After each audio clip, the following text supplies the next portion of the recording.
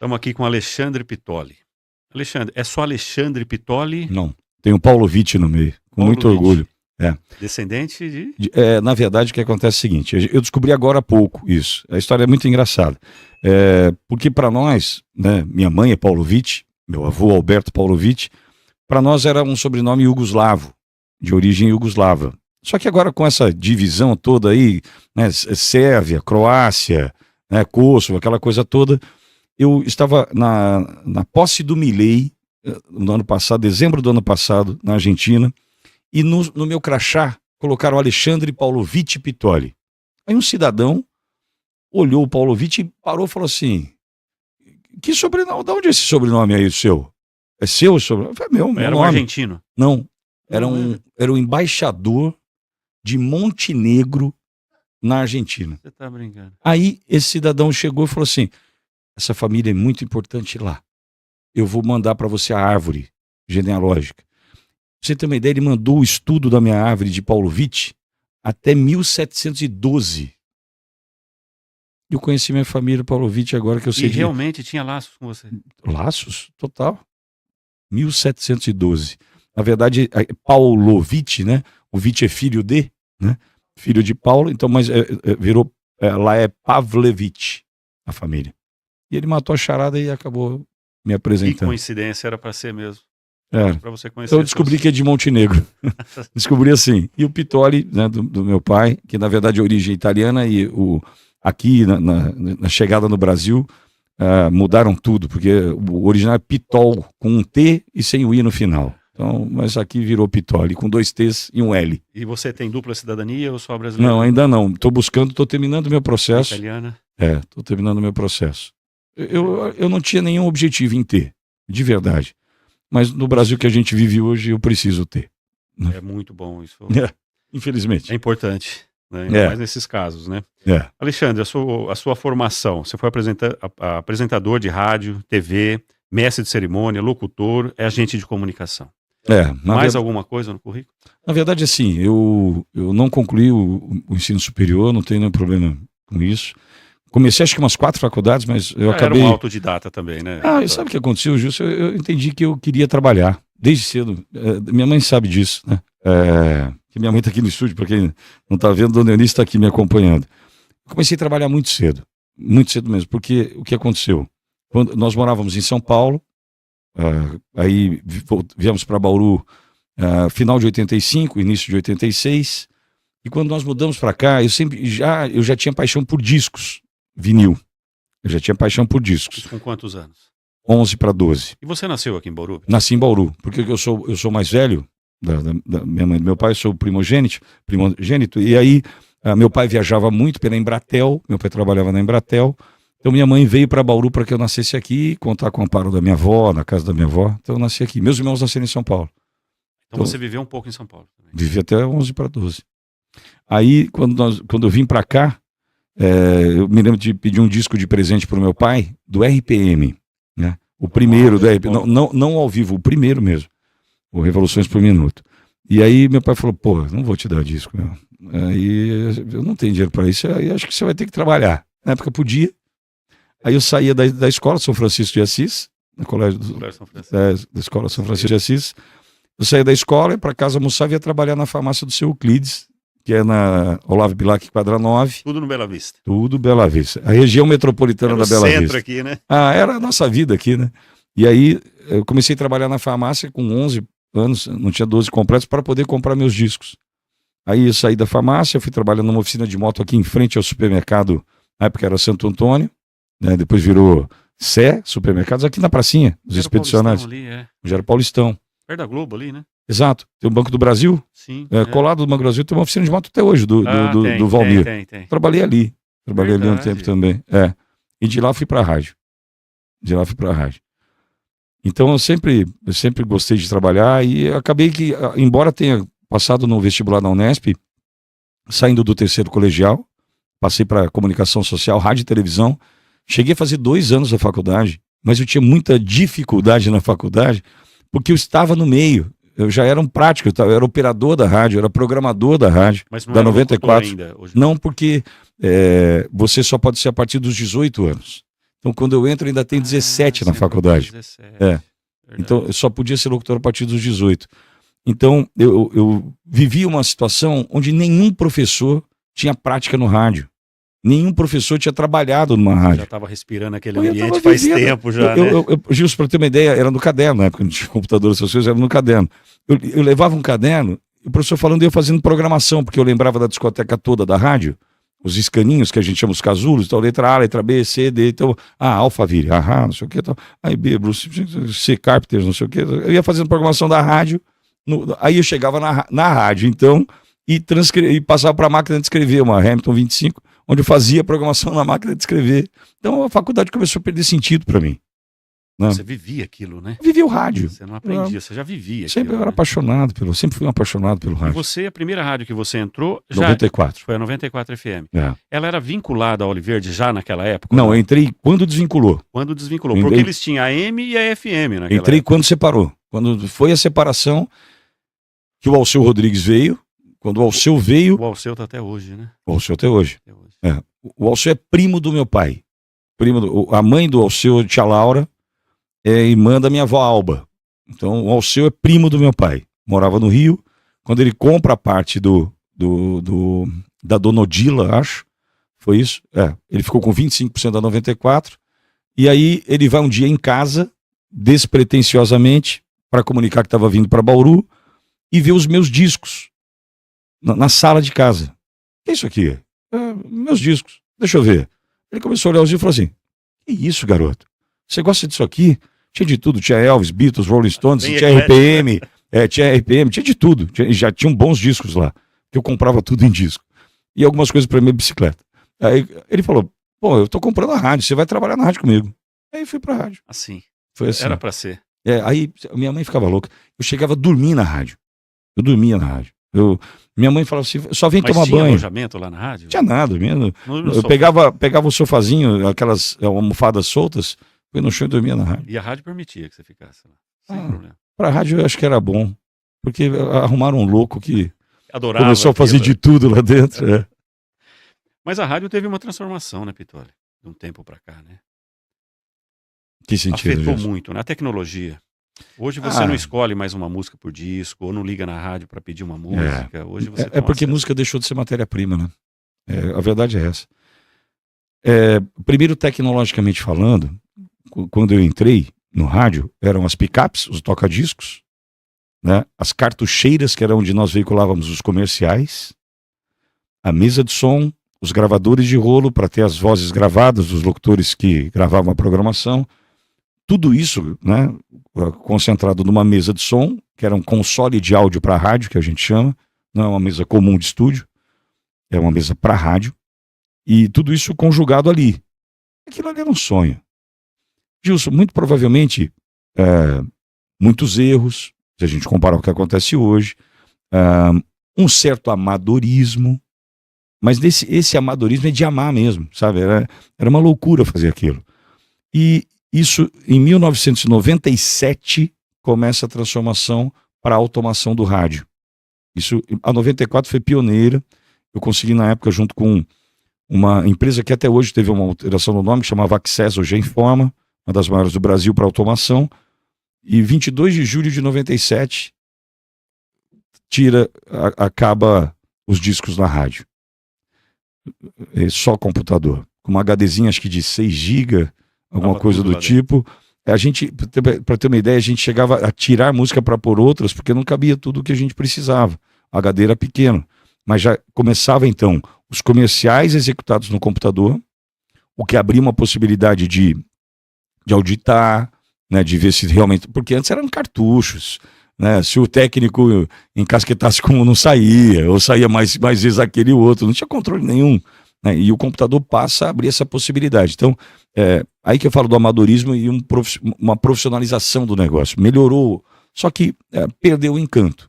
Isso sem dúvida. Quem opera, e eu operei muito tempo rádio, né, aquele trabalho de operador mesmo, fiz muito tempo, eu adoro fazer aquilo. Porque eu fui DJ, né? O DJ é o cara que fala e opera, né? Isso acabou o encanto, né? Acabou. Aquele fascínio você tinha que ter 8 braços quase, né? Para poder trabalhar, aquela coisa toda, acabou. Só que melhora, o resultado final para o ouvinte melhora. A questão da mudança nos últimos tempos, ela passa por um outro ponto. Com a chegada dos smartphones e de aplicativos como o Spotify, a música deixa de ser matéria-prima. Isso era uma construção, isso ia ser inevitável. Porque hoje você abre seu celular, você ouve a música que você quer, a hora que você quiser. Então não tem mais aquela paixão, que nem eu vivi, de ligar. Tinha um programa lá no 94, Gilson, que era o Pediu Ouviu. Quem não ligou na rádio, não pediu, não ficou com o gravador esperando tocar era uma secretária, não, e era uma secretária eletrônica, onde gravava o seu pedido de um dia e tocava no outro dia. Você esperava um dia para ouvir tua música. Você esperava um dia para ouvir tua música.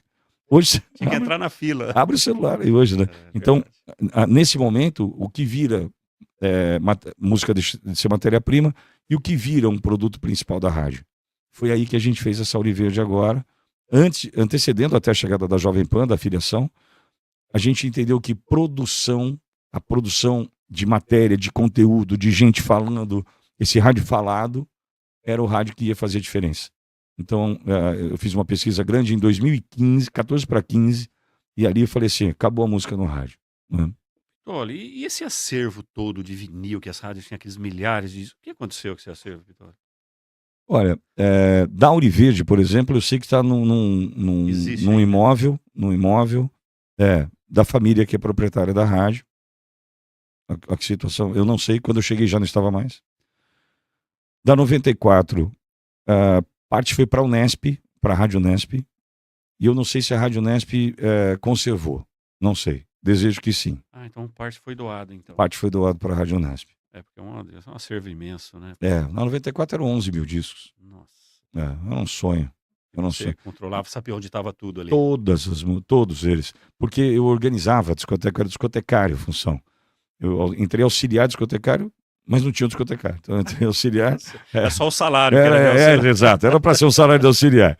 Eu limpava os discos, minha mãe lembra disso, eu limpava os discos e arrumava as capas dos discos. Se tivesse riscado, já descartava. Não, descartava. E substituía para o outro. Tentava substituir.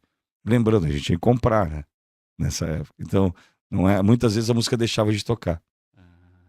E vocês não tinham patrocínio, assim, a rádio forte que fornecia esses LPs? Era sempre na dificuldade, Wilson. Sempre na dificuldade. Não era essa impressão que passava para quem ouvia, né? Ainda mais no início dessa jornada do Alceu 94, né? 90, 91, até 94, até a gente conseguir estabilizar mesmo, né? Consolidar a rádio, porque ela passou por um processo de desmonte absoluto quando separou da Auriverde, né? Teve uma época ali atrás, 89, 90. Sem pai, né? Não sei se você lembra disso, ela tocava música orquestrada, era uma picape só funcionava, então tocava o lado inteiro do disco. E a audiência não perdoa, né? Vibrava, né? Perdeu a audiência. Depois eles foram pro prédio próprio, né? Foi. Lá na Vila Regina, né? Lá perto do shopping, né? Ali foi em 2004. Eu saio da rádio, a segunda saída minha da rádio, porque eu saí 2 vezes da rádio. A segunda saída foi quando a gente comprou aquele terreno. Aí eu saí. Fui para televisão. Eu fui fazer TV, mas construí um belo prédio. E depois você voltou para eles. Voltei depois. Foram 3 passagens pela rádio. 90, 94, aí quase 97 até 2001 e 2007 a 10. Isso foi minha passagem pela 94. E no meio disso fui montando rádio. Me especializei em montar emissoras. Montar... Para terceiros. A A sua você nunca teve vontade de montar? Na verdade não tinha condição, não tem condição financeira para isso, né? Porque é oneroso, a licença é muito cara, né? E hoje aliás, desde 2012, o Brasil sem nenhuma licença para as rádios comerciais. Nenhuma nova rádio, desde 2012 no Brasil. Mas a rádio teve que reinventar também, né, Pitori? Ela teve que ter hoje, além do áudio, ela teve que ter o vídeo, né, para se manter no mercado. Quem não entrou tá com problema. Na verdade, assim, quando eu vou para a Auriverde, eu entrei na Auriverde em outubro de 2014. Eu entrei, a história é bastante curiosa. Eu fui para o SBT, trabalhei 25 anos para o SBT, né? Mas naquele momento eu fiz voz, eu fui produtor, repórter, diretor, locutor de cabine, que a gente chama, locutor, voz padrão no SBT. No SBT, no Djaú. No Djaú, que é do Silvio. Ou era do Silvio. E eu fui fazer um programa substituindo o Amarildo, que ia ser candidato a deputado, o Fala Cidade. E eu tinha que sair daqui de Bauru 5 e pouco da manhã e voltava no início da tarde. Quando eu saí daqui 5 da manhã, ainda à noite, ainda escuro, que eu fiz isso de junho a outubro, então o inverno estava escuro das 5 horas da manhã, eu ia ouvindo no rádio do meu carro a Tupi do Rio, no AM 1280, que eu ouço até hoje a Tupi, eu ouço todos os dias a Tupi. Isso para você pegar ideias. Não, e assim, eu sou locutor comercial, né? E eu gravo para uma grande rede de supermercados do Rio, que é o Presunic. Eu faço todos os dias gravação, há 13 anos. E todos os dias eu gravo, Presunic. E aí eu ouço as rádios do Rio, porque os supermercados todos anunciam na Tupi. Então eu ouço também para ver o que a concorrência está fazendo. Entendeu? Sim. Para entender de fato o que está acontecendo ali. Bom, aí você foi para fazer comerciais, foi fazer TV. Então, aí eu ouço a Tupi porque todos os comerciais de supermercado saem ali. Então, para entender o que meus concorrentes estão fazendo. Né? Então, eu ia para Jaú ouvindo o 1280 da Tupi, que pegava no rádio, hoje acabou, e voltava ouvindo a Auriverde, já que estava no AM mesmo. Deixa eu ver a Auriverde, o que está acontecendo na Auriverde. E eu levei uma prancheta, eu conheço o rádio, né? E comecei a anotar os breaks. Eu peguei 1 hora, das 2 às 3, deixa eu anotar os breaks. Break 1, cliente tal. Break 2, cliente tal. Aí eu comecei a fazer isso, fiz 15 dias. Aí eu falei, essa rádio está quebrada, essa rádio está com problema. Eu identifiquei, falei, tem problema aqui. A experiência já deu para perceber. Tá com problema. Né? Num horário desse, 2 da tarde, tem que estar bem posicionado comercialmente. Não estava. Entrei em contato com a Ayrton, proprietário da rádio. Os Daré. Falei, Ayrton, Artinho. Falei, Artinho, queria conversar sobre a rádio. Puta, Pitor, você não acredita, cara. Tô com uma proposta de venda para a rádio.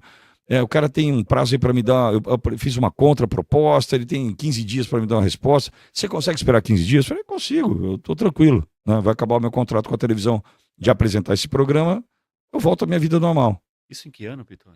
2014. Aí eu falei, tá bom, então eu espero. 15 dias ele me ligou. O cara não aceitou a contraproposta, eu vou fechar com você. Comecei meu trabalho na Auriverde. E quando a gente começa esse trabalho... Mas aí a Auriverde estava na AM. No AM ainda. Não tinha nem passado para FM. Não, passou em 1º de junho de 2018. Nossa, então foi um sufoco até lá, porque... E assim, para ter uma ideia, 2014, 2015, eu estava falando isso também para dizer que eu já entrei nesse modelo sem música. No dia inteiro da Auriverde, 2015, acho que tocavam 9 músicas. E músicas com motivo, a gente falava. Qual motivo? Tem um motivo. Hoje é o aniversário do Frank Sinatra, hoje eu não sei o que, do Roberto Carlos, eram músicas escolhidas, né? Músicas com motivo, que a gente fala, não é uma programação aleatória.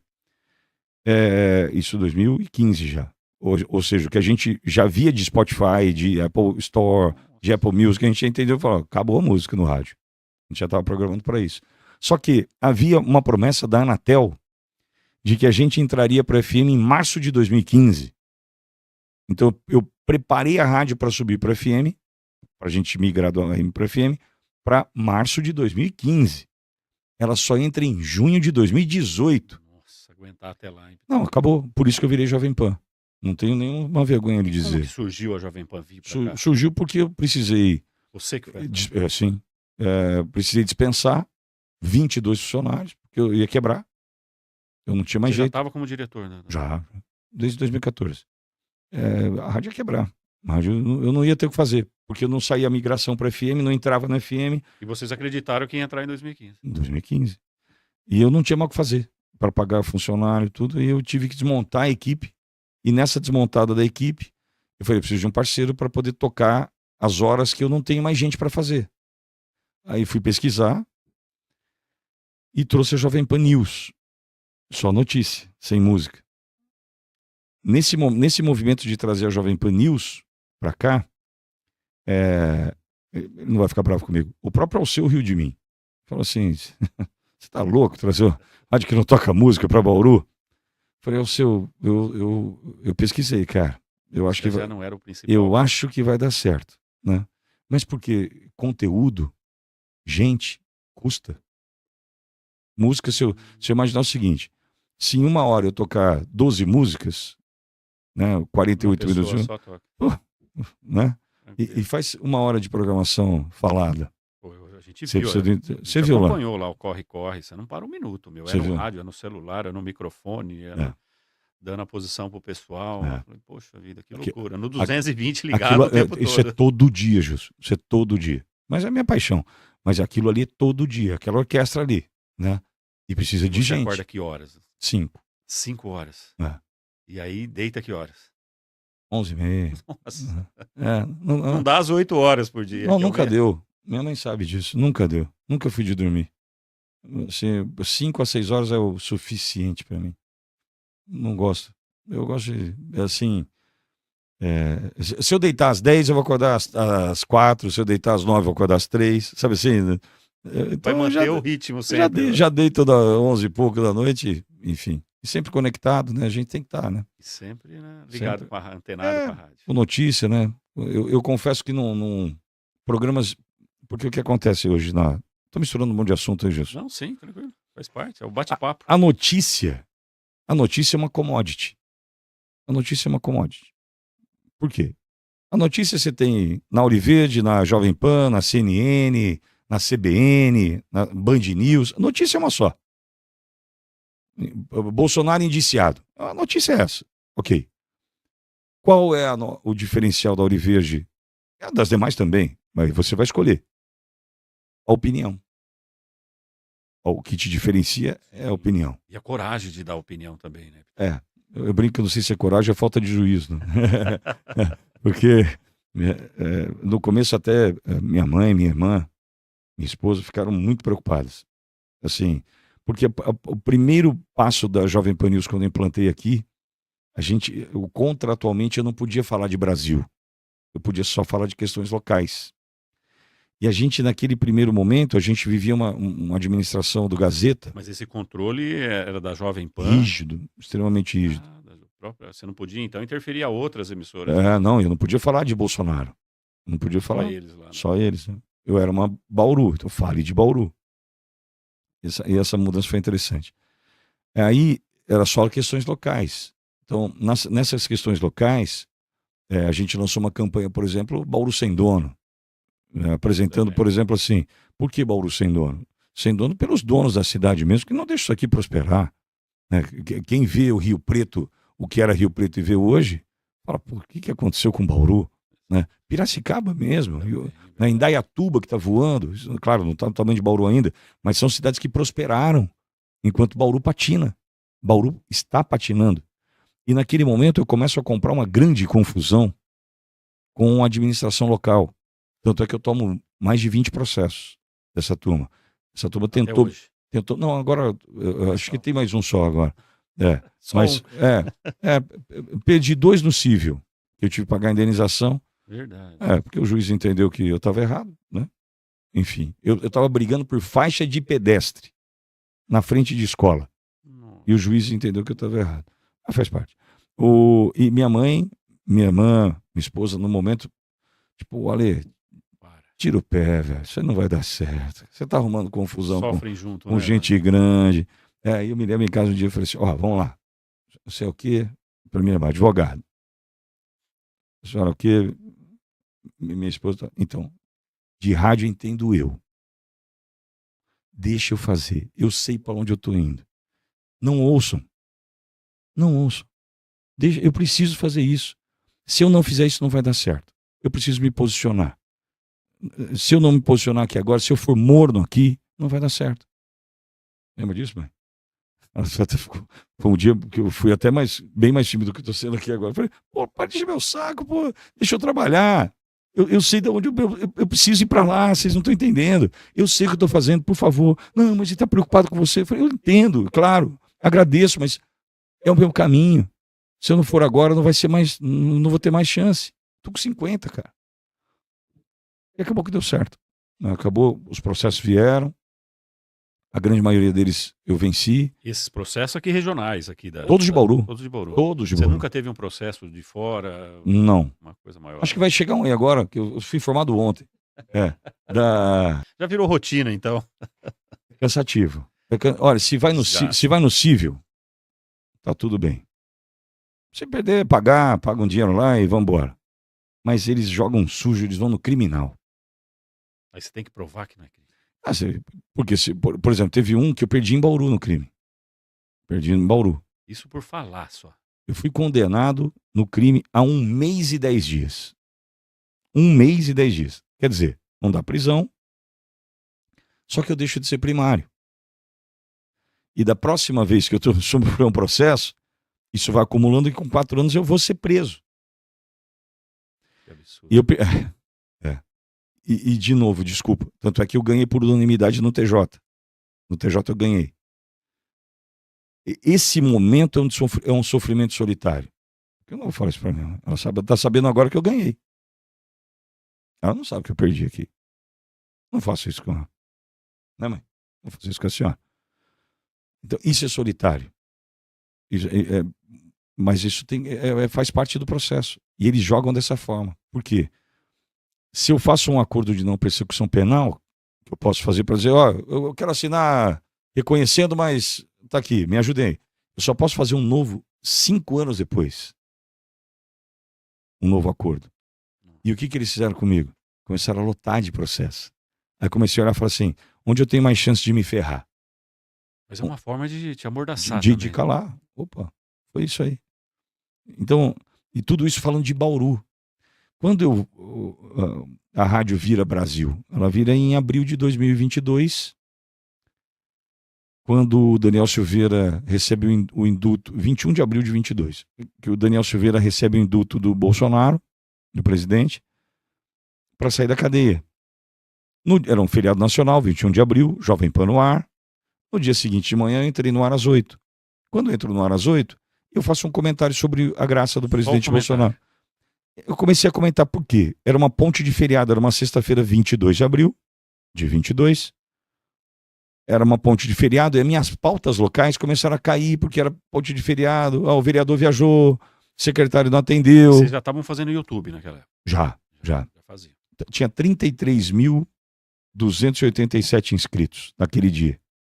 22 de abril de 22. 33.287. Hoje está com 2.067. Hoje. Naquele dia, eu comecei a falar do Daniel Silveira. O Pinguim, aquilo que você viu na rádio, aquela estrutura, era tudo junto. Eu trabalhava de frente pro Pinguim, pro Edson. O Pinguim é o que cuida da mesa de som. De som. O Edson do vídeo, que fica do outro lado. Isso. Pinguim, Edson, eu aqui. Só que isso era tudo numa sala só. Muito menor que isso aqui, inclusive. Onde nós estamos agora. Aí o Pinguim olha para mim e fala assim, olha aí a audiência da rádio. No YouTube.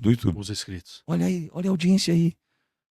Tava tipo vezes 8 do que eu tinha, nem me lembro agora. Mas era um negócio, para nós, inimaginável. O Nick falou, nossa, pedi para fechar o microfone. Gente, a gente só vai falar disso hoje. Achamos um caminho. Aqui. Achamos um caminho. Só vamos falar disso hoje. Mas é Jovem Pan. Mas depois eu vejo. Só isso aqui. Liga pro Ricardo Salles. Eu peguei quem eu tinha contato. Liguei e falei Ricardo Salles, o ministro. Porque ele tinha vindo para Bauru, uma confusão com o Rodrigo Agostinho. Contato. E daí ficamos próximos. Mais 2 deputados federais, Coronel Tadeu, Capitão Augusto, enfim, Zé Maria Trindade, da Jovem Pan, que na época estava bombando, ele tava do lado, Jovem Pan, Zé Maria Trindade e tal, um amigo. E eu até entendo o Zé. Ele está em Brasília, depende do emprego, tem uma série de questões. Gosto muito do Zé. A gente é amigo, né? Mas enfim. Aí eu liguei para essa turma. E explodiu. Na semana seguinte, a AgriShow de Ribeirão. Mas aí eu arrumei um esquema. O que eu fiz? Fez uma coisa. Eu fiz, não. No YouTube, eu fiquei falando de Brasil. No rádio, o Léo foi falar de Bauru. Mas usando o nome da Jovem Pan nos dois. Sim, nos dois. Mas o que aconteceu? O contrato era rádio. O contrato não tinha YouTube. Então eu falei, Léo, vai fazer Bauru aqui no rádio, que daí eu garanto o contrato. E eles não se opuseram a isso? Não tinha como. Eu estava cumprindo. eu virei um concorrente da própria Jovem Pan. E aí acabou que, na semana seguinte, teve um episódio da Grishow em Ribeirão, do Ciro Gomes, que todos pré-candidatos à presidência da República em 22, sim.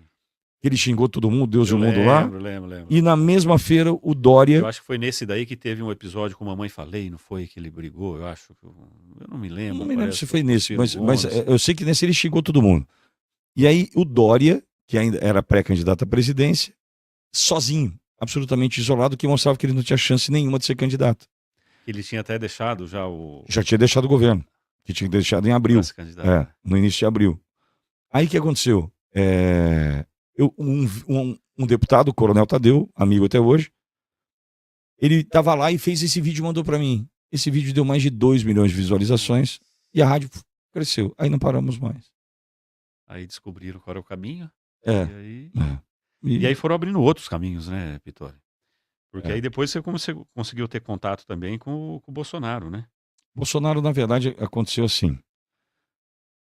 Já expulso da Jovem Pan, a expulsão da Jovem Pan se dá em função do descolamento. A Jovem Pan você nunca tinha tido contato com ele até então? Não, a Jovem Pan não deixava. A Jovem Pan blindava. Por quê? O cara olhava, eu falo para Bauru ou falo para a rede? Falo para a rede. Né? Falo para o Pitori ou falo para o Zé Maria Trindade? Na época ainda Augusto Nunes e tal. Não era para mim que eles iam falar. Né? Esses grandes medalhões.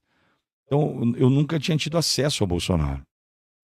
Fiz uma entrevista com o Bolsonaro já Ouro Verde no dia 5 de dezembro do ano passado. Já Ouro Verde. Do ano passado, 23.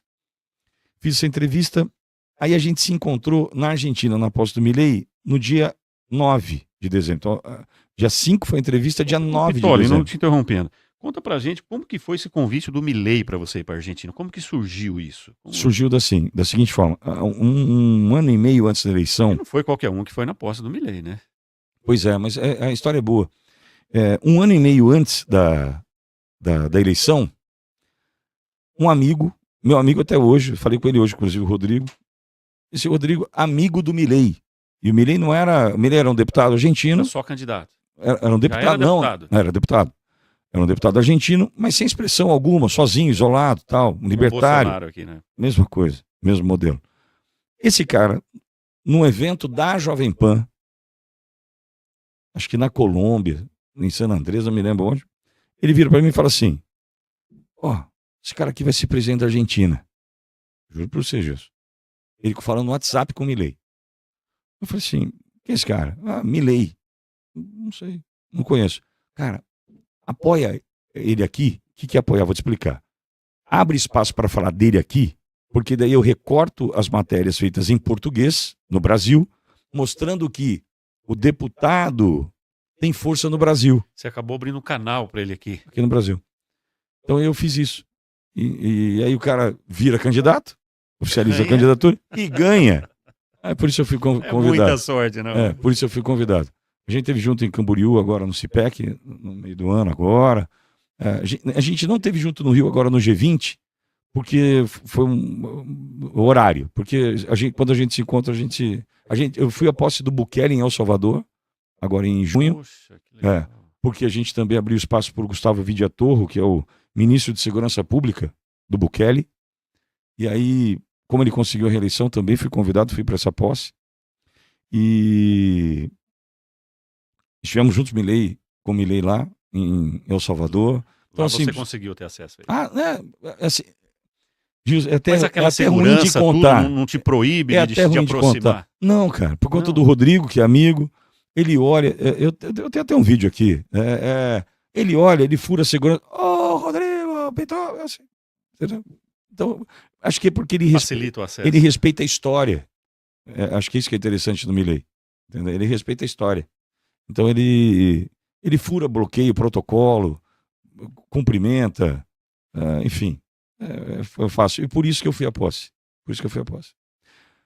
Encontro com o Bolsonaro lá, primeira vez que eu encontrei pessoalmente com o Bolsonaro. Lá na Argentina. 9 de dezembro do ano passado, na Argentina.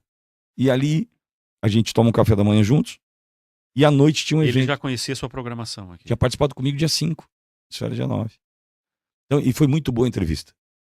Como é que é a entrevista com o Bolsonaro? É assim, Quanto tempo de entrevista? 30 minutos. Mas se for bom, eu fico 2 horas. Ele te põe um desafio. 30 minutos, mas se for bom, eu fico 2 horas. E ele ficou 2 horas comigo, no dia 5. Então foi bom. Com certeza. Então, dia 9, ele estava com isso fresco. Ele tinha me dado entrevista há 4 dias. E à noite a gente se encontrou num evento. Um evento bem fechado, bem restrito, do Milei. Aí, nesse evento, que é da Carta da Manga, que eu tenho falado aí insistentemente, surge aí. Por quê? Imagine o Bolsonaro no evento, todo mundo já circulou pelo evento, ele sobrou numa hora. Eu fui conversar com ele, né? Assim, despretensiosamente. A gente engatou num papo de uma meia hora, descontraidíssimo, piadas, enfim, Bolsonaro sendo Bolsonaro, muito agradável. E no meio disso tudo, entra nesse assunto. É um assunto que tá em pauta hoje, que é a questão do processo eleitoral 2018, enfim. Né? E aí a gente se aproxima bastante. Só que o que de fato nos torna amigo foi a questão do hacker. Uma série de entrevistas que eu fiz com um hacker. E foi um furo de reportagem. Foi. Na verdade, assim, Gilson, foi um momento bem complicado, porque ninguém me apoiou. A imprensa, num determinado momento, me procurou e falou, a hora que chegar no nome do cara, a gente se abraça e a gente vai junto. Mas não te apoiou porque não acreditava, não. Acho que medo. Medo? O cara é um cacicão, né? O cara manda prender, soltar, abrir, fechar, né? Falando do Kassab, né? Sim. E no meio das entrevistas com o hacker, o Zuco, o deputado Zuco do Rio Grande, me liga, eu tô no ar, me liga. Mano, um irmão querido, mano, o 01 vai te ligar. 01 Bolsonaro. Ah, tá bom. Mas por quê? O que eu fiz? Fiz alguma besteira? Você já começa a... Fiz alguma coisa errada. Você começa a pensar, tá bom, mas ele vai te ligar. Imagine assim, você viu a loucura da rádio? Sim. Imagina no meio daquilo tudo, toca meu telefone e aparece Jair. Nossa. Meu Deus, a minha perna tremeu. Eu falei assim, eu fiz merda. Meu Deus do céu. Eu falei. Aí eu fiz uma pergunta pro Marcon, deputado também do Rio Grande, que estava comigo ao vivo. Eu não sei que pergunta eu fiz. Passei pro Marcon. Marcon, passei pro Marcon e atendi. Ô, presidente, o Vitório, precisa falar com você. Vitório, preciso falar com você. Presidente, só quero saber, eu fiz alguma besteira? Ele falou assim, não. Eu quero falar com você, que horas? Foi depois do 12h45. Ok. E nessa ligação, ele me deu a tranquilidade de que a gente estava no caminho certo nas entrevistas com o hacker. O Bolsonaro foi hackeado mesmo. Os filhos foram hackeados. Fechou, então. Foi fechando. Isso me deu segurança para seguir. E aí, quando ele entende que eu tive a coragem, e aí eu vou usar essa palavra, não gosto de um autoelogio, mas aí foi, de culminar as entrevistas com o nome do Kassab, ali acho que o Bolsonaro falou, é louco que nem eu. E a gente se aproximou, né? Tanto é que já fui a Brasília, já estivemos junto com a Michele, com ele, almoçamos juntos, viajei com ele de Pelotas a Passo Fundo, no Rio Grande. Então, mas aí até uma controvérsia, né? Porque o Tarcísio acabou admitindo eles lá, né? Parece que eles trabalham junto com o Kassab lá, tem um secretariado enorme lá. O Tarcísio vai ter um problemão. O Tarcísio ele vai ter que fazer um negócio que é difícil para ele. Então, mas ele vai ter que se posicionar. Tá com o Kassab ou com o Bolsonaro? Por enquanto? Ele faz uma situação que ele é leal ao Bolsonaro, porque ele só está ali por conta do Bolsonaro. Com certeza. Mas ele não tira o pé da canoa do Kassab, porque ele entende que depende do Kassab para o seu futuro político. Ele vai ter que fazer algo que ele tem dificuldade de fazer, o Tarcísio. Ele vai ter que descer do muro.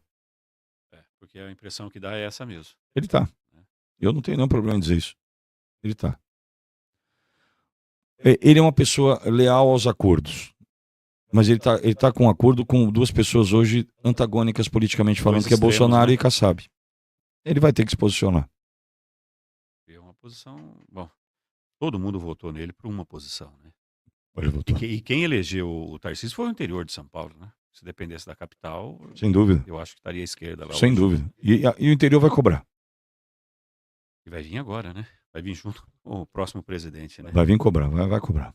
Bom, fora essas pautas aí também, tem um monte de temas aí. Vai embora, tô com você. Inclusive, vamos lá, do Malafaia. Foi o seguinte, Gilson.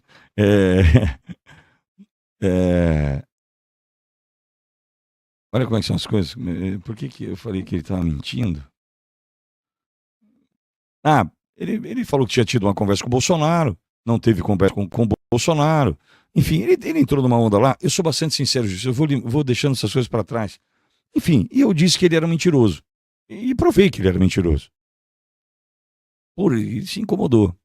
E mandou uma mensagem para mim, um áudio de 5 minutos e 51 segundos, e começa debaixo desse áudio assim, você é um covarde, você não tem coragem de ouvir esse áudio, Mas você não tem coragem desse áudio. Isso mostra que você está incomodando gente importante, não, Pitoli?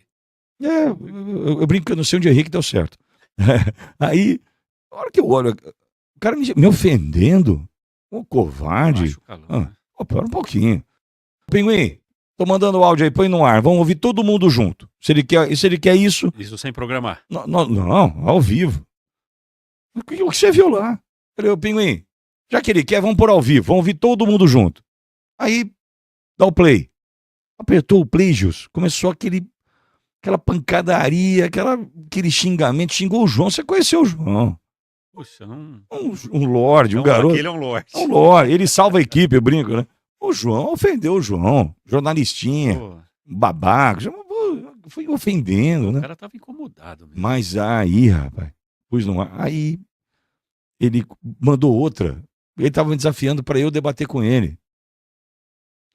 Não vou debater. Malafaia, não preciso disso, né? E ele mandou uma outra, aí eu já comecei a não ler mais as mensagens. Acho que tem 18. Aqui, posso te mostrar. Silas Malafaia, eu nem abro mais. Mas, porra, por que eu vou abrir?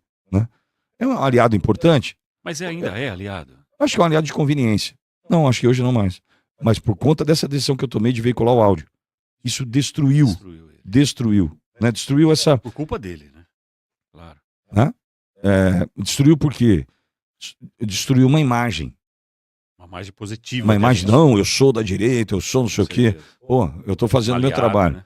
É um aliado de todas as horas, tal, né? Ele ofende o Bolsonaro. Lembrei o motivo.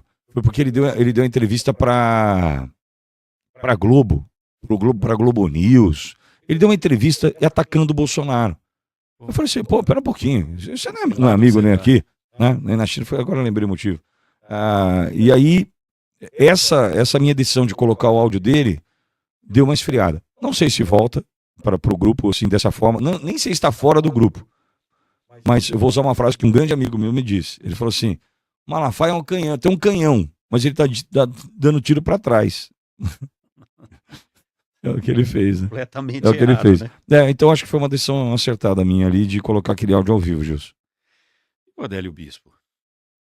O Adélio está entre os hackeados, né, do Patrick Brito. Então, pelo hack já deu a entender quem foi o mandante, não? Pelo menos para tentar entender quem era o Adélio, esse cara o contratou, né?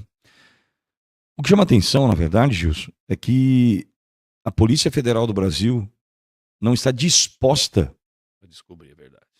Por quê? Atinge em cheio o núcleo do poder no Brasil. Desde a vitória do Lula em 22, eu tenho dito o seguinte, gente, não é Bolsonaro e Lula, esquece. Exatamente. Não é eles que estão governando. Isso não é Bolsonaro e Lula. Você esquece. Às vezes também não é o Tarcísio que está governando. O Bolsonaro é o cara contra o sistema. Ok. Mas do outro lado não é o Lula. Isso é uma mentira. Sim, né? É um fantoche. É um fantoche. Na verdade, ele era o único que poderia fazer com que uma parcela da população acreditasse numa vitória. Foi por isso que ele foi alçado ao posto. Mas é o sistema. E identificar quem mandou matar o Bolsonaro, quem contratando o Adélio Bispo, estoura o alicerce do poder no Brasil. Estoura. Aí não pode. E aí não pode. E aí a Polícia Federal, não pode. Não, ele agiu sozinho, um esquizofrênico. Então, com todas as evidências. Ele está em Campo Grande, né? Quem era responsável pela tutela dele lá, o profissional, porque ele está numa entidade, uma instituição do Estado que ele está numa instituição do Estado que eu não sei se é um manicômio. Ele está Em algum lugar desse aí, não sei o nome, tá? Deficiências mentais. Eu não sei o que é, de verdade, porque enfim, aí só para você ter uma ideia, a pessoa que cuidava dele lá se matou há 3 semanas. Você tá brincando. Não Opa, se matou há 3 semanas. Quer dizer que deve ter absorvido alguma informação. E o Adélio, vou te perguntar outra coisa, se matou? Não, sim, com certeza. Entendeu? E outra, com a informação de que o Adélio não está nem consumindo os remédios que são fornecidos para o tratamento dele com medo de envenenamento. Tem que eliminar a prova, né? Sim.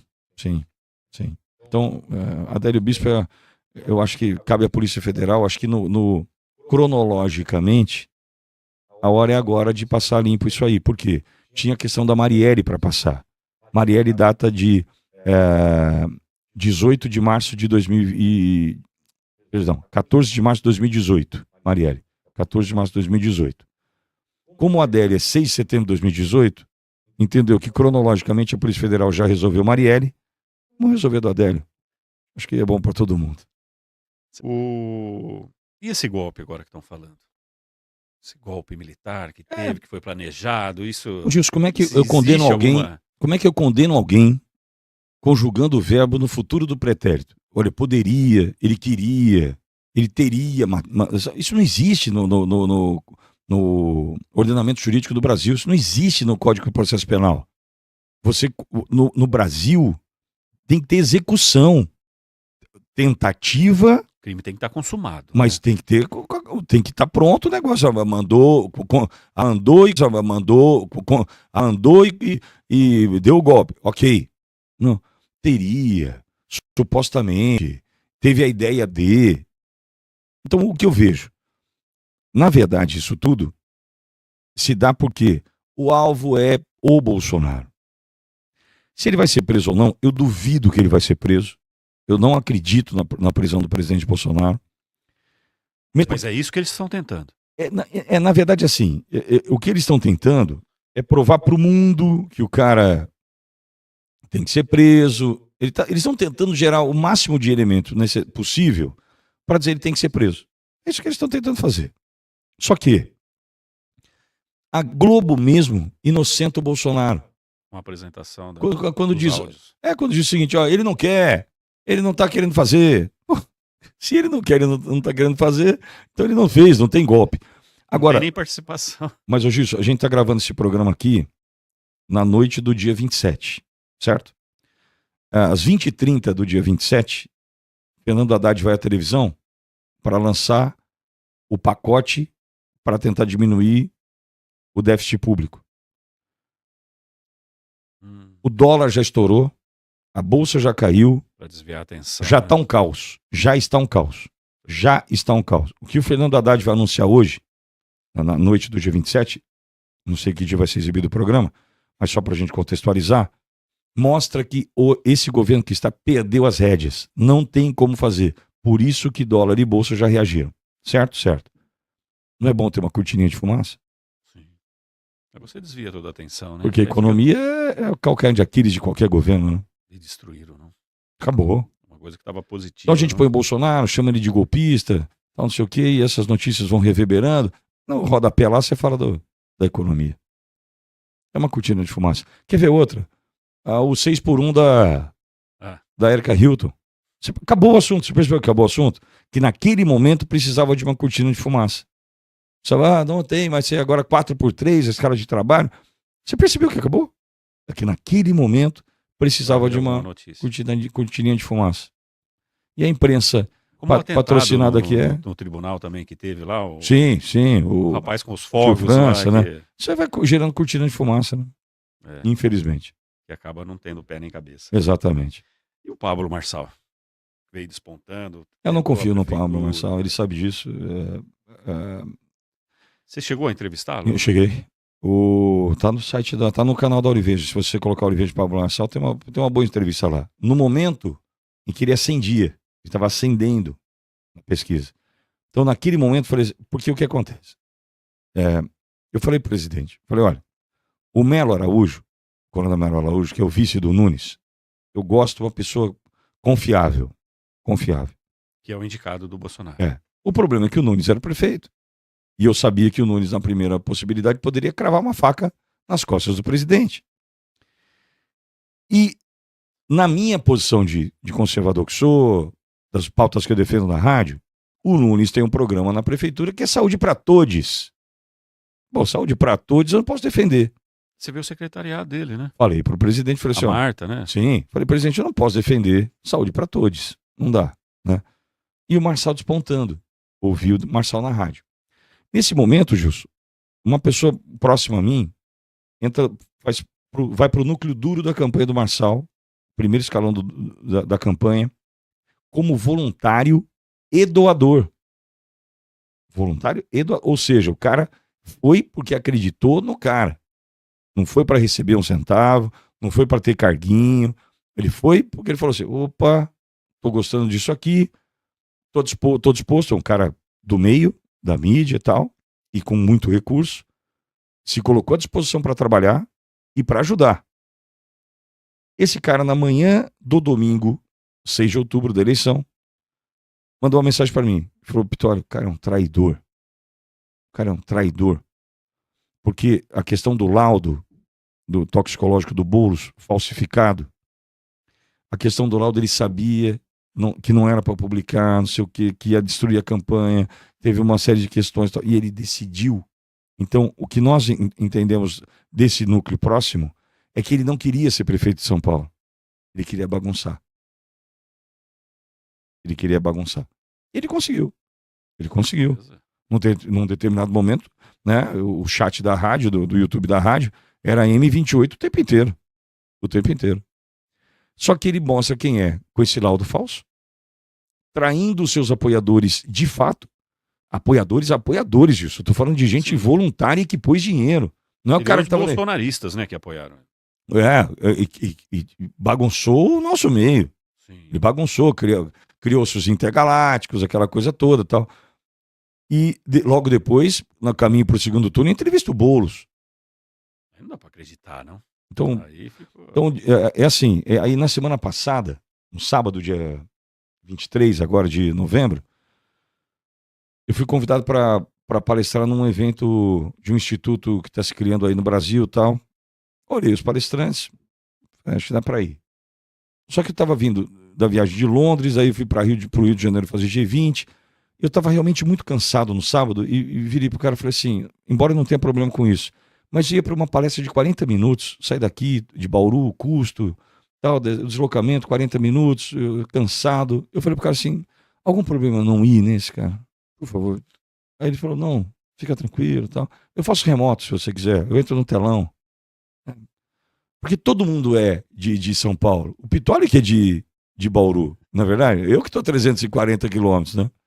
Aí eu falei assim, eu não quero, se você puder, por gentileza, não quero causar nenhum constrangimento, mas não vai dar. Nisso, o Bernardi, que é o organizador do evento, entra comigo ao vivo na rádio na sexta.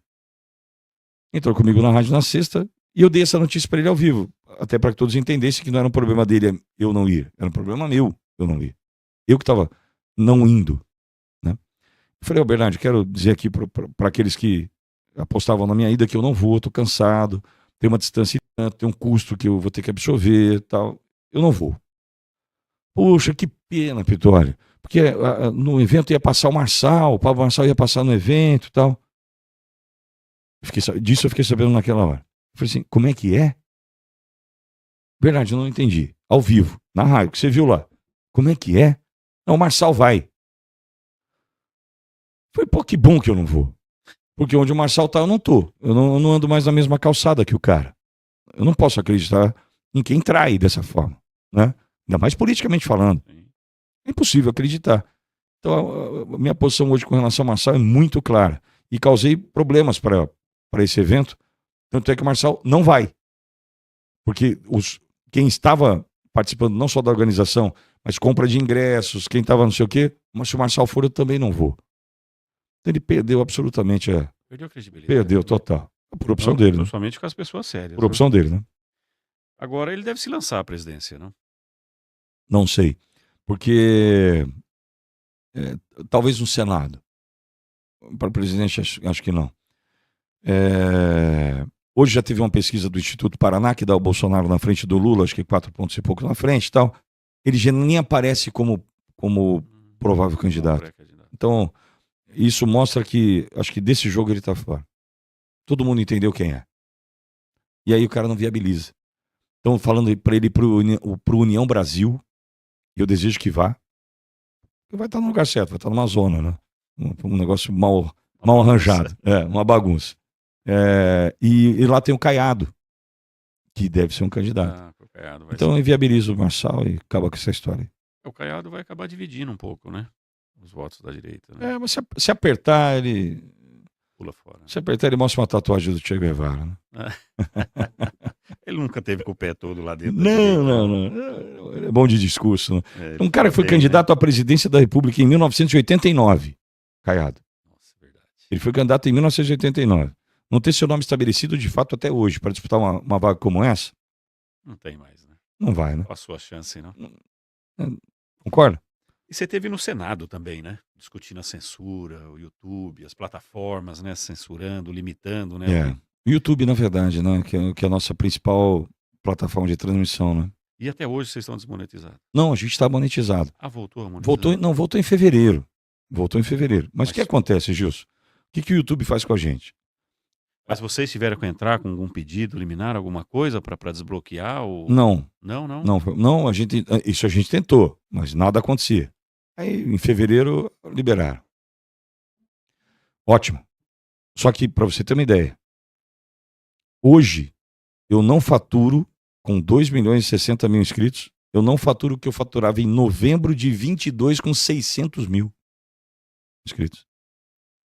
Então, mas as visualizações, eles colocam que diminuiu. Não, o que acontece? É aí que a gente chega. Como é que monetiza? É igual a tantos reais. Essa equação você não consegue preencher, você não consegue pôr os dados aqui para falar isso vezes isso, mais isso dividido por aquilo igual tanto. Você não consegue. O YouTube não te dá a fórmula e como você preencher ali com os dados para você poder chegar a um resultado. O YouTube não te dá isso. Então como é que é o YouTube? Olha, esse mês 10.000 você faturou. Muito obrigado. Mês que vem, olha, faturou 9.800. Muito obrigado. Você não tem condição de falar assim, por que 9.800? Você não tem. E você manda e-mail, a resposta é do seu Google, eu brinco. O seu Google respondeu? Tô nem aí pra você. Você não tá feliz aqui? Vai embora. O que eles passam para nós é isso. Só que o que acontece?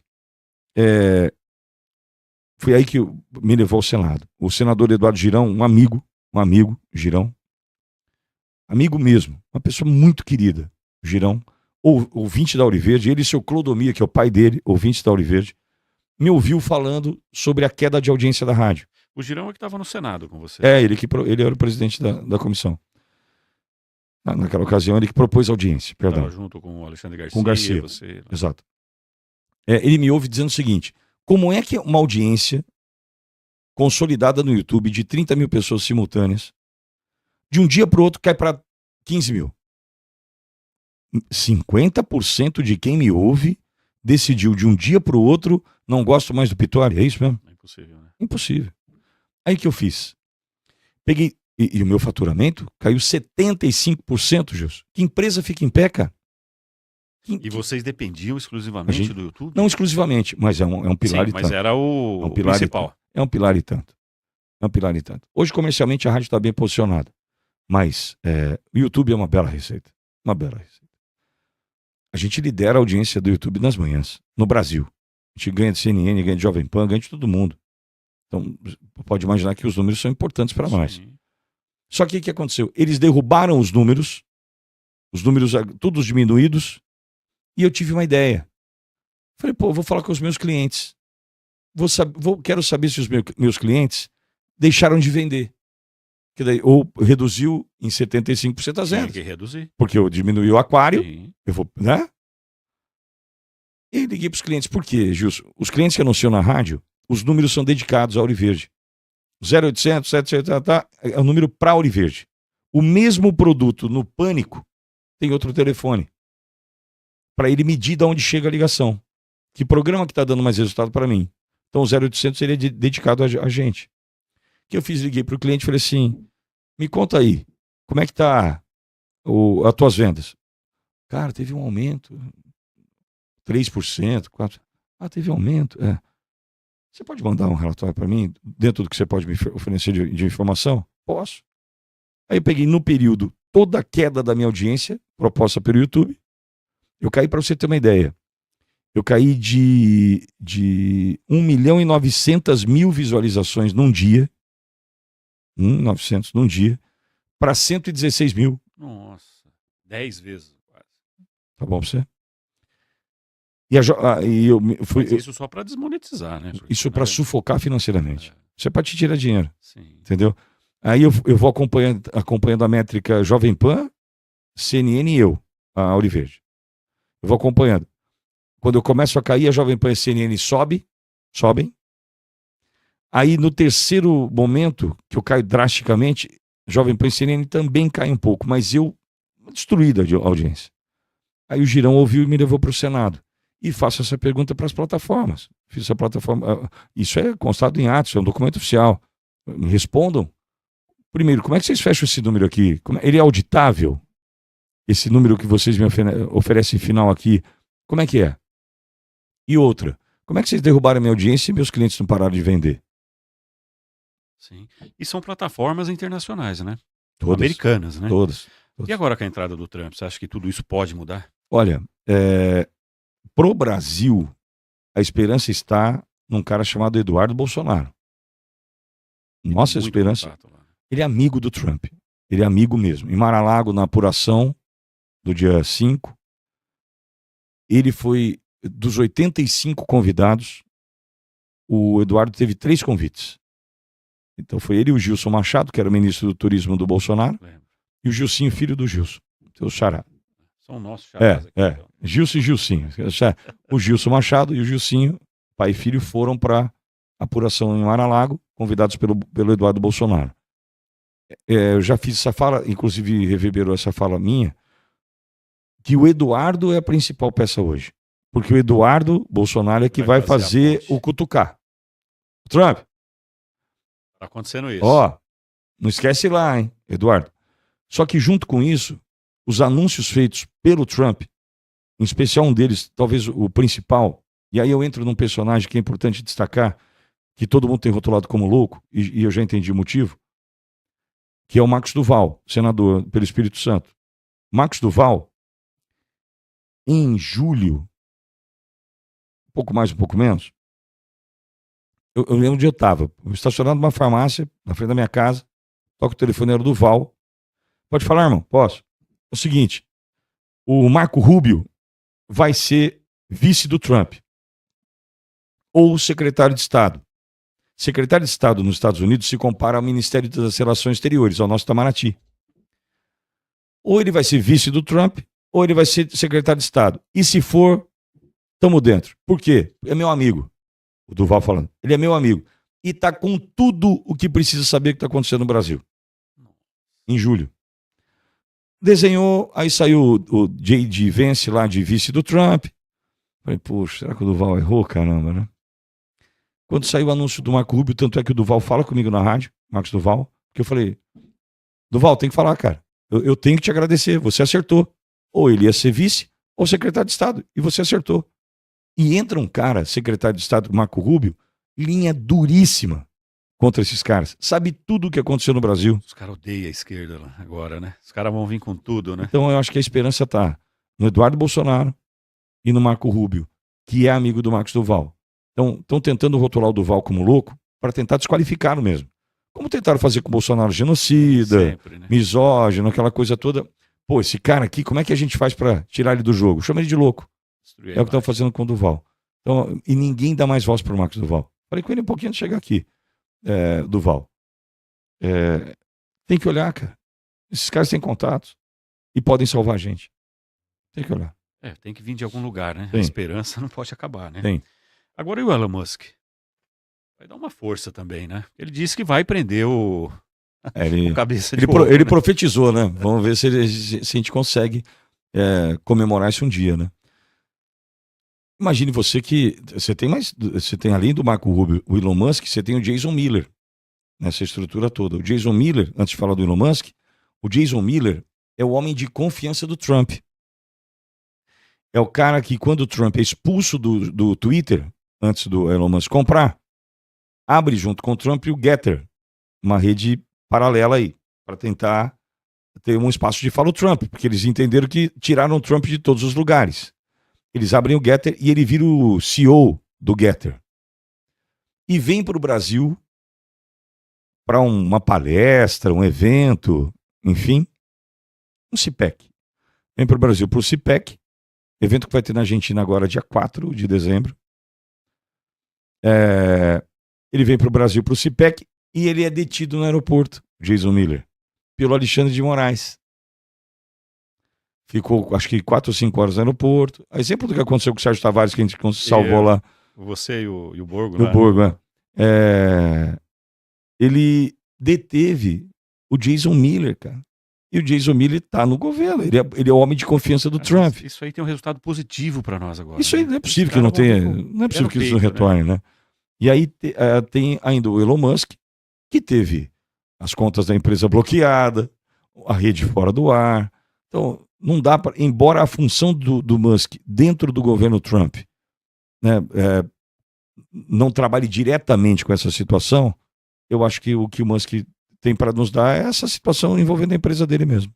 Então, vem coisa boa aí, eu acho. Quer dizer, a esperança pode... Eu perguntei para o Constantino na última segunda-feira, eu perguntei para o Constantino, a gente participou de um programa chamado Braddock, eu estava de comentarista, e na verdade o Vitor Brown é o apresentador, mas eu acabei perguntando para o Constantino, quando anunciaram o secretário de Finanças do Tesouro americano. E perguntei para o Constantino, falei, o time que está montado é bom para o Brasil? E o Constantino, que mora lá, falou, o time que está montado é bom para o Brasil. Então, acho que é só esperar. Tomara. Isso aí que a Jovem Pan deixou para você também foi um legado também, que você teve contato com o Antônio, Constantino, Augusto. Constantino, Ana Paula. Veio tudo Augusto. Depois, eu não tive, não foi via Jovem Pan. Ah, não foi? Não. Não foi através da Jovem Pan? Não. Esse pessoal todo veio depois? Todos chegaram pela expulsão, pela injustiça. Quer dizer, se não tivesse acontecido tudo isso... Eu não teria tido isso. Não teria todo esse... Deus comando, no comando. Contatos, tudo que você tem. O Constantino foi o primeiro. Constantino, na verdade, assim... Ele já estava exilado quando você... Já. No dia da expulsão, no dia seguinte, eu estava chegando para pegar minha filha na escola, toca meu telefone, o telefone americano. Quem é? Atendi Constantino.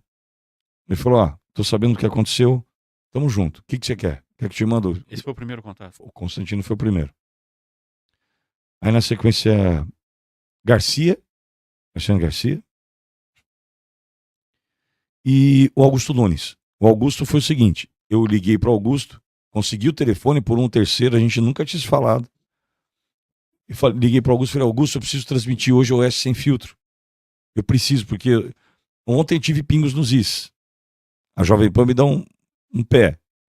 Eu preciso pôr hoje o OS Sem Filtro. Se a gente puder pôr no ar, depois ver contrato, ver o que faz, eu te agradeço muito. Não, fica tranquilo, a gente vai fazer. Pode pôr no ar, você vai pôr no ar, fica tranquilo. Só me dá um minuto aqui e tal. Resolveu. Então, eles me deram a mão, numa hora que eu precisava muito. Um pessoal de palavra, pelo jeito. Foi. Nossa, Todos eles, sem exceção. Que legal, não? O Serrão, Cristina Grêmio, Garcia, Constantino, Didi Red Pill, são pessoas que eu tenho uma dívida de gratidão. E agora eles estão querendo colocar também a proibição das escolas, né? A cívico. Não, o Gilmar Mendes ontem. Ontem ele falou: não, pode tocar. Então não. Essa nós vencemos.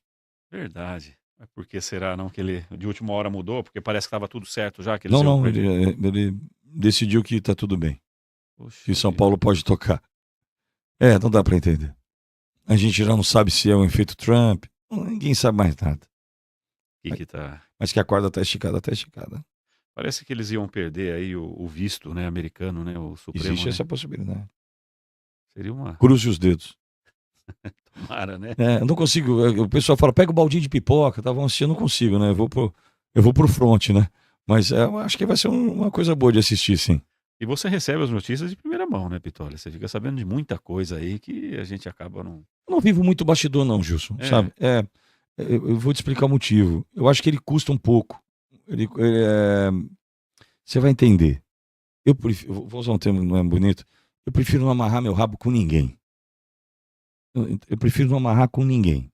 Então, assim, eu não sou de ficar ligando, falando assim, ô deputado, como é que tá aí o bastidor da comissão do CCJ, não sei de onde. Eu não faço isso. Você não faz o making off, então. Tudo que você recebe, você repassa ali, você pode. Algumas coisas chegam. Algumas conversas acontecem. E aí eu aproveito. Então, por exemplo, ia a Brasília com o Bolsonaro. Eu passei com ele uma manhã e metade de uma tarde. Pô, você ouve coisa que você não ouve em nenhum outro lugar, né? As reuniões que acontecem, ele muito cordial comigo, eu participo das conversas. Então, você ouve coisa que você não ouve em qualquer lugar. Eventos, por exemplo, esse CIPEC, que é o maior evento da direita no planeta, que nasceu nos Estados Unidos, o Brasil já teve algumas, Argentina dia 4 agora. Talvez, a gente está fechando o direito de transmissão. Se fechar o direito de transmissão, eu vou. Ir para assistir, eu não vou. Porque eu já participei agora em Camboriú, foi agora no meio do ano. Então, ir para assistir eu não vou. Se eu puder fazer a transmissão da rádio, eu vou fazer. Estou aguardando a resposta entre hoje e amanhã. Daí, se ok, eu vou sim. E aí, encontramos deputados, inúmeros deputados. Aí a conversa acontece de bastidor. É importante. Agora, eu ficar estabelecendo esse contato, ligando para tentar ouvir e tal, eu prefiro não. Uma decisão minha. Eu prefiro contar com a minha intuição e o que eu junto de peças para fazer meu comentário, do que de repente eu apostar num cara, o cara me dá uma peça errada e eu dançar. Por conta de outro. E o Bolsonaro está inelegível hoje, né? Você acha que ele consegue se candidatar? Acho que sim. Consegue reverter? Consegue. Consegue porque não se sustenta, né? O que estão fazendo com ele não se sustenta. É certo que uma série de fatores. Tudo funcionando. Mas eu acho que sim. Tem uma outra opção. Aconteceu o que aconteceu com Lula em 2018. Lula era candidato, você lembra? Mesmo preso? Ele estava candidato. Aí pôs o poste. Então, pode ser, no pior dos cenários, que Bolsonaro pode sair candidato. Aí o que acontece? Com, em média, 3 semanas de campanha, derrubam a candidatura. E aí ele tem que pôr o poste. E quem você acha que seria esse poste? Eduardo. O Eduardo. Ele não vai transferir o capital político dele para outro. Correu o risco de ser traído novamente. Ele tá vendo? Muita traíra lá. Né? Isso é uma fala minha, não dele. Mas o Tarcísio. Exato. Né? É bom, o governador é. Mas tá com o Kassab. Ele vai ter que se decidir. Ô Pitoli, para finalizar agora, qual que é o seu sonho? Até onde você pretende chegar, Pitoli? Na sua vida profissional, na sua vida profana, o que você pretende? Sabe o que eu acho, Gilson? Quando eu comecei a falar no rádio, como locutor, o primeiro horário que abriu para eu fazer era domingo de manhã. Era das 6 ao meio-dia. Ninguém queria aquele horário. Quem queria trabalhar das 6 ao meio-dia do domingo? Ninguém queria. Porque não tinha audiência também. O cara... Não. Eu acabei descobrindo uma audiência que, na verdade, ninguém cuidava da audiência. E estou falando em 1992, cara. 92. Não tinha nada. Tinha o rádio. Ou você comprava o disco, a fita, ou você ouvia o rádio. E eu naquele momento eu descobri, por conta de fazer gravadora e tal, e buscar os discos para tocar na rádio, que o Tutinha, dono da Jovem Pan, filho do seu Tuta, que faleceu agora há pouco, eles tinham uma propriedade em Avaré. E naquele momento eram poucas rádios piratas. Essas rádios que sujam o dial hoje eram pouquíssimas. O que sobrava então para as rádios oficiais, as comerciais. Então a 94 naquele tempo ia longe, pegava longe, muito longe. E pegava em Avaré. Naquele momento, cara, eu comunicava na 94 aqui com a esperança do Tutinha estar me ouvindo lá. Tinha 18 anos. Porque eu falei, puxa vida, eu queria falar para mais gente. Sabe, eu queria falar para mais gente.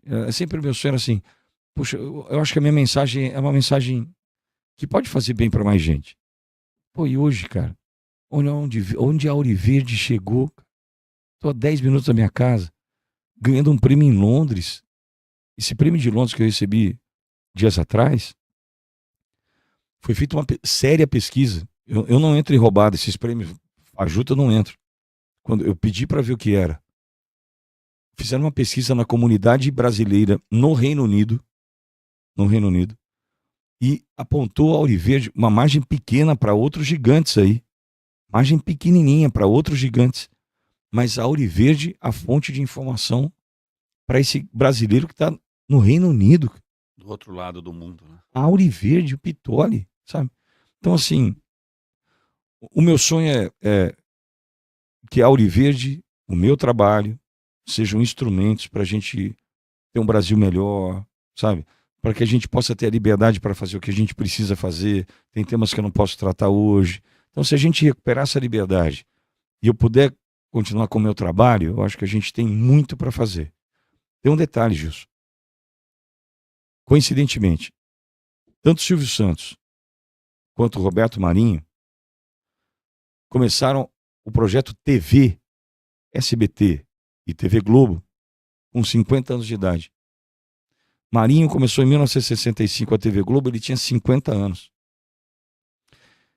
O Silvio começa o SBT com 50 anos. Então, assim, eu tô com 50 anos. Não estou dizendo que eu vou começar uma televisão, mas eu acho que eu tenho muito para fazer. Muito para fazer. Começar muitos projetos. Dá para começar muita coisa. Penso assim. Pitoli, mais uma vez, muito obrigado pela sua presença. Foi uma grande satisfação, foi um grande privilégio ter aqui com a gente. E, com certeza, mudou muito a opinião.